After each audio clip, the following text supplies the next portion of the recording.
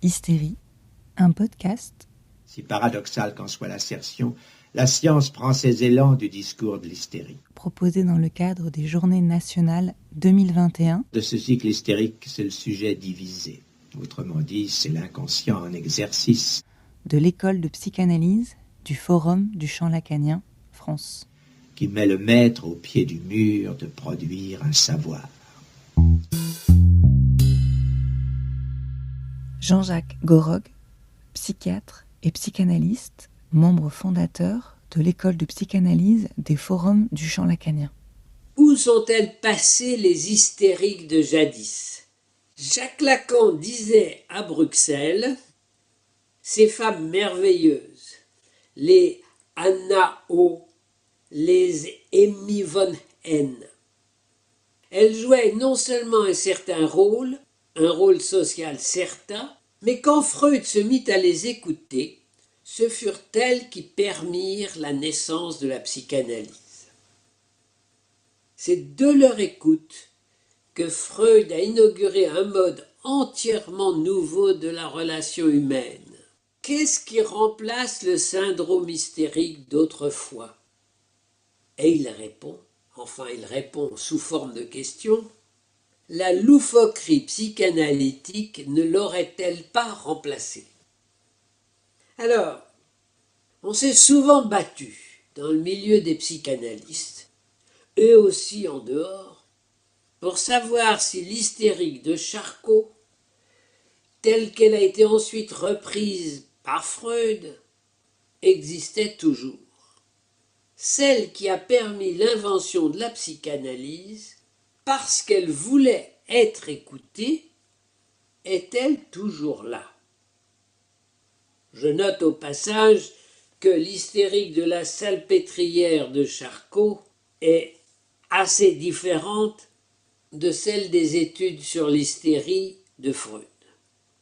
Et d'ailleurs, dans les deux cas, on pourrait discuter, selon nos conceptions actuelles, le diagnostic même d'hystérie. Ce serait manquer le point, c'est-à-dire ce qui caractérise proprement l'hystérique. Et je crois que c'est une erreur de chercher la façon dont se présente l'hystérique aujourd'hui. Évidemment, s'il est plus rare de nos jours qu'on offre des sels pour soigner des vapeurs, il y a bien d'autres façons de se manifester conformes à notre époque. Les réseaux sociaux sont bien utiles. L'important est ailleurs et il est présent dès le départ. L'hystérique parle à l'autre. On a pris l'habitude de l'écrire ici avec un grand A. Lacan nous dit que ce grand autre, c'est le maître. Elle parle à quelqu'un qui sait, ou bien à qui elle suppose qu'il puisse savoir. Alors souvent elle est déçue, parce qu'il se révèle incapable de soutenir la question. Et c'est le moment où survient la crise, dite d'hystérie, quand il n'est pas à la hauteur de la question. Quelquefois, elle a une réponse qui la satisfait, mais c'est rare. En réalité, la modalité hystérique, au-delà du fait qu'il y ait une plainte, construit la parole, l'adresse à l'autre comme telle. Et au-delà de la névrose, son mode d'adresse spécifique constitue le discours. Le lien social proposé par l'hystérique.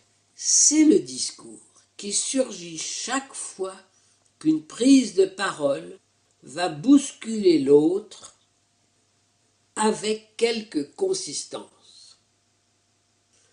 À l'opposé, le discours du maître, tel que Lacan le formule, établit les conditions de possibilité de quelque dialogue que ce soit. Et de ce fait, il correspond à la structure du langage comme telle. C'est pourquoi le discours du maître équivaut comme mécanisme au discours de l'inconscient, lequel est fonction du langage. Ce discours du maître doit être animé par la parole. Et c'est ici qu'entre en jeu la fonction du discours de l'hystérique. La névrose obsessionnelle, qu'on oppose habituellement à l'hystérie, ne relève pas du même champ que l'hystérique. L'obsessionnel vise à éviter l'autre en utilisant des stratégies complexes. Ce désir impossible de l'obsessionnel n'est pas le symétrique du désir hystérique, elle toujours en quête de quelque chose de l'autre et par principe insatisfait. Ils ne se situent pas dans le même registre. En réalité, face à la vraie névrose, qui est celle de l'obsessionnel, l'hystérique propose un discours, ce lien social qui lui est propre. L'établir comme discours, c'est reconnaître que sans lui, la psychanalyse n'aurait pas vu le jour, et plus encore, que tout un chacun est forcé de s'y plier dès lors qu'il accepte de jouer le jeu de la psychanalyse, quelle que soit la structure clinique qui le supporte. Il lui faut en effet adresser à l'autre une question. Toute parole adressée est une demande. Et c'est bien le propre de la psychanalyse que de la recevoir, que de recevoir cette demande. D'où la note de Lacan, que la loufoquerie analytique serait, comme telle, la prolongation du symptôme hystérique à entendre pour qui que ce soit qui s'y prête. Cette série de podcasts vous est proposée à l'occasion des Journées nationales de l'EPFCL France qui auront pour thème Hystérie et qui auront lieu les 27 et 28 novembre 2021 à la Sorbonne, Université Jussieu à Paris. Merci à Jean-Jacques Gorog pour ce premier épisode, enregistré et monté par Haïdé Parcollet et mixé par Thibaut Dejoux.